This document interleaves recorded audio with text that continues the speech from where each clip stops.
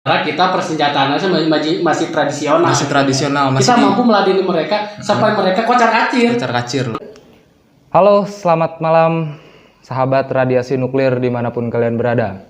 Di malam yang sunyi ini kita bakal membahas tema peristiwa kelam Bojong Kokosan. Dan malam hari ini kita bakal menghadirkan seorang narasumber yang memang tahu persis atau memang ada keterlibatan di antara Bojong Kokosan ini. Siapa orangnya? Saksikan. Stay tune. Oke guys, kembali lagi bersama Nuklir Record. Ya, tanpa banyak basa-basi, kita langsung aja datangkan narasumbernya. Boleh, Mang Ai, silakan. Oke. Ya, gimana kabarnya? Alhamdulillah. Ya, malam ini kan kita pengen berbincang-bincang nih seputar peristiwa besar Bojong Kokosan yang katanya banyak orang belum tahu sih katanya. Iya, memang. Menurut saya sih Bojong Kokosan itu satu peristiwa besar yang enggak terekspos, bukan sama sekali ya. Cuman enggak terekspos kayak perang-perang, cerita perang-perang yang lain. Itu masalahnya. Jadi banyak masyarakat yang enggak paham, bahkan mungkin kalau kita mengenal perang Surabaya misalkan, semua se-Indonesia juga tahu pasti itu perang Surabaya itu pasti begitu. Cuman kalau Bojong Kokosan mungkin nggak begitu, nggak terekspos gitu. Iya, ya. Jarang orang banyak tahu gitu. Orang banyak tahu. Kadang-kadang orang sekitar juga, orang lokal juga nggak benar tahu persis gimana itu kejadiannya. Ya gitu. Ya, kalau boleh tahu letak geografis Bojong Kokosan itu di mana sih, Bang? Bojong Kokosan itu kalau secara geografis sih ada di Parungkuda ya. Oh, daerah Parungkuda. Iya, Parungkuda di Kabupaten Sukabumi. Untuk kawasan sekitarnya atau memang mencakup luas lagi? Kalau Bojong Kokosan itu secara geografis lokal ya, lokal. Cuman itu letaknya ada di Kecamatan Parungkuda, Kabupaten Sukabumi, di bagian Sukabumi Utara. Nah itu kalau kita misalkan kalau dari arah Jakarta kita lewat dulu Bogor ke Cicurug, nah di situ sebelum Parungkuda ada, di situ ada Museum Palagan. Nah di situ tempat dulu terjadinya perang Bojong Kokosan itu. Di situ.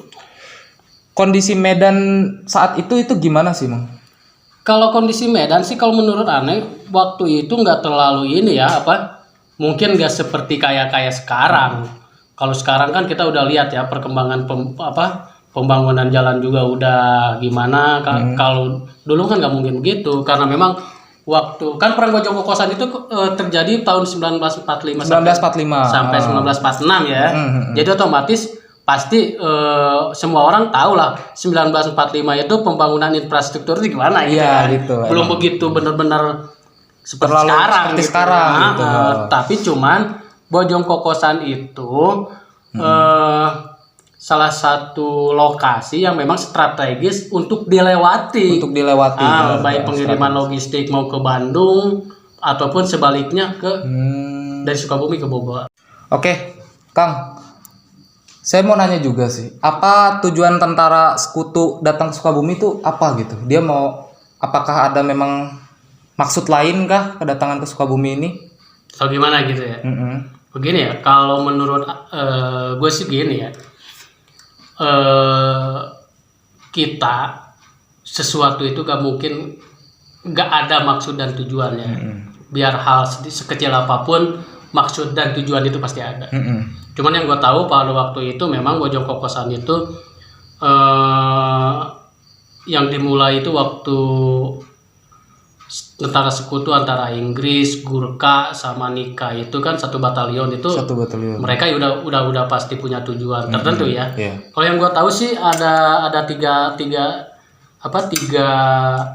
tiga maksud ya, kedatangan mereka ke Sukabumi itu. Yang satu adalah mengambil tawanan Jepang yang ada di daerah Sukabumi juga, terus memberikan bantuan ke Bandung. Intinya pada waktu itu sebenarnya itu. Yang pada saat itu sedang terjadi pergolakan antara pihak pemuda dan tentara sekutu. Yang ketiga, menjaga kelancaran hubungan jalan darat antara Bogor, Sukabumi, Cianjur. Itu yang gue tahu tuh cuma ada tiga maksud tujuan mereka ke Sukabumi itu, diantaranya seperti itu. Itu aja sih kalau nggak tahu. Dan kenapa terjadi penyerangan gitu? Kenapa gitu? Di lain sisi kan dia ada maksud, tujuan dan baik juga nih. Kenapa ada penyerangan gitu? Kalau menurut gua sih udah pasti ya, penyerangan itu ada, tadi itu ada maksud dan tujuan itu kan. Iya. Berawal dari situ. Jadi gini, pertempuran Bojong Kokosan itu atau disebut perang konvoy pada waktu itu terjadi dalam 2 periode. 2 periode. Iya, 2 periode itu udah pasti ya. Periode pertama itu terjadi pada tanggal 9 sampai 12 Desember 1945 sampai 10 sampai 14 Maret 1946. Itu terjadi pertempuran Bojong Kokosan itu berawal dari berita dari prajurit TKR Sukabumi. Itu sebetulnya yang berada di pos Cigombong. Cigombong Bogor yang sekarang ya udah masuk Bogor itu baru sekarang. Yeah. Jadi kedatangan tentara Inggris, Gurkha, Nika itu informasi ini dari sana. Dari pos yang ada di Cigombong. Dari pos yang ada di Cigombong, dari TKR. Itu, tentara keamanan rakyat yang ada di situ. Ya, untuk kronologi pengeboman, katanya ada kronologi pengeboman itu. Itu gimana tuh? Oh, gini ya, kalau kronologis pengeboman itu sebetulnya kan cerita sebelumnya kan panjang juga tuh. Jadi kalau kita ini dulu dari cerita-cerita awal kan. Cerita-cerita awal itu panjang banget ya. Panjang banget sebetulnya. Waktu itu kan info gitu kan, info kedatangan tentara Inggris, Gurkha, Nika itu yang berusaha masuk ke wilayah Sukabumi itu kan diterima dari pasukan TKR yang ada di pos Cigombong itu kan.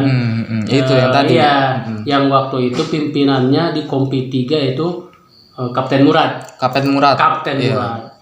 Dan Laskar Rakyat Sukabumi yang menghadang dan menduduki tempat pertahanan di pinggir tebing utara.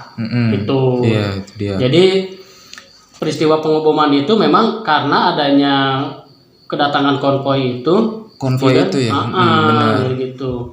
Jadi kalau kita lihat kan di situ pernah kita pasti ada sebagian masyarakat pernah dengar kan peristiwa pengeboman itu ada sampai daerah Cibadak itu juga kena bom itu kan. Iya. Terus daerah-daerah juga Cikukulu juga dikena bom juga. Terus daerah Sukabumi sampai ke Gunung Puyuh itu kan sempat kena bom juga itu.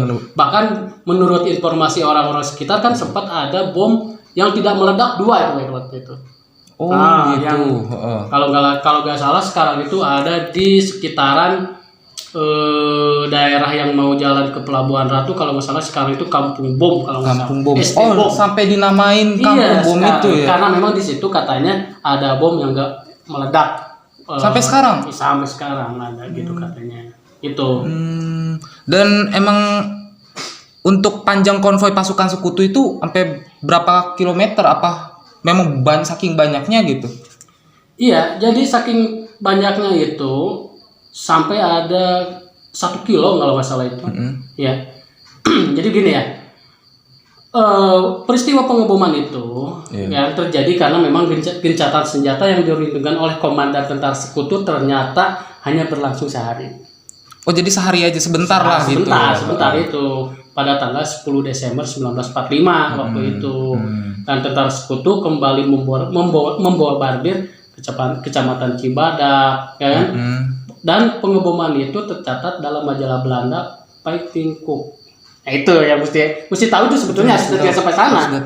Ya, Fighting Cook itu harus ada. Dalam sejarah Belanda Fighting Cook yang karangan Kolonel Dalton waktu itu. Oh, pada saat itu Kolonel Dalton namanya ya? Iya, Kolonel Dalton. Alright. Oh ya, untuk persenjataan pasukan kita dari mana dan apa aja sih? Pada saat terjadinya peristiwa Bojong Kokosan itu. Sebetulnya waktu itu kan kalau yang gue tahu, kalau gue lihat dari sejarah itu, sebetulnya persenjataan kita waktu itu masih terbilang belum terlalu mumpuni lah ya. Bukan soal mumpuni, tapi kita masih dalam keadaan berbagai macam kekurangan ya pada waktu itu.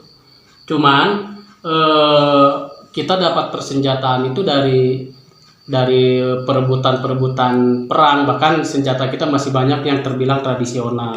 Masih pakai bambu gitu ya. Bambu runcing, masih pakai ketepel, juga masih pakai senjata tradisional gitu. Tahu lah gimana gitu. Seperti itu. Cuman memang ada satu keajaiban kalau menurut gue sih kenapa jadi apa ya? Perang dunia perang Bojong Kokosan itu sebetulnya salah satu perang terbesar di waktu Perang Dunia Kedua. Perang Dunia Kedua. Itu kalau kita mesti tahu. Notabene terbesar juga ya. Iya, terbesar di dunia di Perang Dunia Kedua itu Bojong Kokosan itu, peristiwa Bojong Kokosan itu termasuk salah satu perang terbesarnya gitu kan. Nah, gitu. Cuman kan memang tadi karena kurang diekspos atau banyak orang tahu atau gimana gitu ya gitu. Bahkan Sekutu melakukan pengeboman udara setelah mengetahui puluhan tentaranya tewas tuh waktu itu oleh pasukan TKR pada waktu itu. Namun jadi persenjataan itu dari situ dia. Persenjataan itu emang rampasan lah ya. Ya, sebagian rampasan lah. Dan efek besar pertempuran Bojong Kokosan itu apa aja sih? Maksudnya dia sampai merusak sebagian kota Sukabumi atau wilayah-wilayah sekitarnya. Efek dari peristiwa Bojong Kokosan. Peristiwa Bojong Kokosan itu kalau menurut gue ya efeknya itu memang besar pada waktu sampai tadi itu sampai masuk ke peristiwa salah satu perang terbesar di Perang Dunia Kedua, ya kan? Sampai masuk ke Perang Dunia Kedua waktu itu. Karena memang pada waktu itu ada 73 tentara TKR kalau nggak salah itu yang meninggal itu. Yang tewas. Yang tewas itu kalau bisa dihitung berapa korban itu? Sekitar 73 orang lah kita korban. Kalau dari tentara musuh ya, kalau dari Sekutu itu banyak, hampir 100-an lebih gitu waktu itu. Dan gini. Kenapa bisa disambung ke Bandung Lautan Api? Karena memang logistik yang benar-benar aman yang bisa dilalui oleh Sekutu itu menurut mereka hanya jalur Sukabumi Bogor, Sukabumi, Cianjur. Oh, 3 kota itu ya. 3 kota itu karena memang kalau mereka lewat utara pada waktu itu banyak perampasan. Banyak jarahan-jarahan. Banyak yang dijarahan oleh pejuang-pejuang lokal juga. Nah, mungkin kenapa mereka bisa terjadi di situ karena tadi itu ada peristiwa Bandung Lautan Api karena ada pergolakan antara masyarakat dengan Sekutu sehingga terjadi Bandung Lautan Api itu. Nah, makanya mereka lewat sini, lewat Sukabumi, dari Bogor, Sukabumi yang bisa ke Cianjur. Padahal yang tadi udah Anda bilang bahwa tentang kedatangan tentara Sekutu yang dimotori Inggris, Gurkha, Nika itu yang tadi yang Anda bilang satu batalion itu, ya kan udah kelihatan, udah ketahuan tuh ya oleh tentara TKR itu yang ada di Pos Cigombong yang dipimpin Kapten Murad itu. Ya makanya karena memang terjadi seperti itu maka kebocoran informasi berarti jatuhnya. Jatuhnya kebocoran informasi maka terjadilah Bojong Kokosan. Yang sampai sekarang memang disebutnya Palagan ya. Palagan Bojong Kokosan. Palagan juga. Dan kisah heroik dari sesepuh Bojong Kokosan tuh apa? Apakah ada memang tokoh-tokoh tertentu kah menjadi kisah heroik dari sesepuh gitu? Bojong Kokosan. Banyak sih ya kalau sesepuh itu banyak ya. Bahkan tapi ada satu kisah heroik yang pernah gua tahu, yang pernah gua baca itu lu tahu kan kalau Gurkha itu tentara bayaran dari India gitu banyak. Iya, Gurkha itu. Kebanyakan yang jadi momentum yang paling gua pikir itu ya. Gurkha itu banyak tentara muslim. Oh, dominan tentara muslim ya? Bukan dominan, tapi banyak gitu. Banyak. Oh. Mereka nggak tahu kan informasi Gurkha itu nggak tahu kalau informasi kalau di Bojong Kokosan itu pejuang-pejuang di Indonesia itu banyak yang muslim. Kan? Begitu mereka tahu bahwa mereka orang muslim, banyak orang mereka berbalik arah. Jadi tadinya mau menyerang mereka bahkan sampai ketika itu terdengar pekikat Allahu Akbar. Mereka tahu, ternyata ini saudara gua. Kalau bahasa sekarang begitu kan. Ternyata ini tentara saudara gua. Jadi gak boleh gua gempur, gak boleh gua serang. Jadi akhirnya dia nyerang balik. Nah itu kelemahan kekalahan Sekutu di Bojong Kokosan itu diantaranya seperti itu. Oh, jadi memang mereka tahu, dia ada saudara gua juga di sini. Jadi gua gak bisa menyerang. Saking mereka itu ya orang muslim kan tahu ya kalau sesama muslim itu pasti saudara biarpun mereka tentara bayaran tentara bayaran tetap aja mereka jiwa persaudaraan. Jiwa persaudaraan masih ada. Oke lah, jangan kemana-mana teman-teman. Kita masih banyak lagi nih kisah-kisah menarik di peristiwa Bojong Kokosan ini. Stay tune. Ya, kenapa peristiwa besar Bojong Kokosan ini kurang terekspos di berbagai media? Itu kenapa tuh? Kalau menurut gue sih gini ya, kalau sebetulnya kalau dibilang gak terekspos juga enggak, diekspos juga enggak, karena memang ya kayak begini lah, pikirannya begini. Kalau dibilang gak keekspos, sebetulnya dari dunia internasional juga udah tahu kan, soalnya dari tadi kan udah gua bilangin ya, kalau tercatat dalam sejarah di majalah Belanda gitu, yang yang berjudul Viking Cook itu yang dikarang oleh Kolonel Dalton itu kan, sebetulnya berarti itu udah terekspos ke internasional sebetulnya mah. Sebenarnya memang notabene banyak yang tahu juga sebenarnya. Sebetulnya banyak yang tahu secara internasional, cuma kenapa kita kita merasa nggak diekspos gitu kan? Mungkin kalau dulu itu ada satu istilah primordialisme dari orang tua kita dulu, kita lebih banyak ke ke lebih mementingkan gimana lah gitu, nggak paham juga. Bahkan kalau gue dengar dari kawan, katanya itu dibahas itu sedikit tuh di buku pelajaran sejarah di sekolah juga sedikit. Bahkan hampir gak ada. Hampir gak ada kayaknya kalau sekarang. Makanya banyak. Ini kebetulan juga nih kan nanya ke gue nih tentang Bojong Kokosan gitu ya. Jarang sih sebetulnya ada anak muda kalau menurut gue kayak lo yang nanya tentang Bojong Kokosan. Padahal kan lo orang luar ya kan. Padahal gue juga asli Sukabumi, tidak mengenal begitu spesifik kan di mana Bojong Kokosan itu sebetulnya enggak. Cuman ada sedikit cerita dari orang tua, cerita dari kawan juga, ngelihat dulu dari buku sejarah juga, searching juga gitu. Makanya gue sedikit banyak agak tahu lah gitu soal Bojong Kokosan. Bahkan gue pernah dulu cerita dengar dari nenek gue tuh ada kaitannya Bojong Kokosan itu sampai kiainya juga turun, santrinya juga turun, semua rakyat itu yang terbentuk di TKR itu, Tentara Keamanan Rakyat itu. Waktu itu kan, makanya gue ekspos itu sengaja. Ya syukur deh lu nanya ke gue gitu kan. Soalnya buat apa? Biar tahu semua ini Bojong Kokosan itu gimana gitu. Untuk kebanggaan melawan tentara sekutu pemenang Perang Dunia II itu apa? Termasuk Bojong Kokosan itu? Kalau menurut gue sih gini ya, kita bagaimana kita nggak bangga? Kita udah mampu meladeni pasukan sekutu yang dimotori Inggris, Gurkha, Nika. Yang notabene kuat. Yang kuat gitu ya. Sementara kita persenjataannya masih tradisional. Kita mampu meladeni mereka sampai mereka kocar-kacir loh. Sampai mereka tidak mampu. Ketar-ketir. Makanya tadi gue bilang sampai parlemen Inggris aja udah melarang, sampai nggak boleh ikut lagi di perang di Indonesia sampai gitu. Ini kan jadi satu kebanggaan tersendiri buat rakyat Indonesia khususnya waktu itu, sampai sekarang juga mestinya begitu. Berarti notabene Indonesia udah berani menggugurkan semangat sekutu.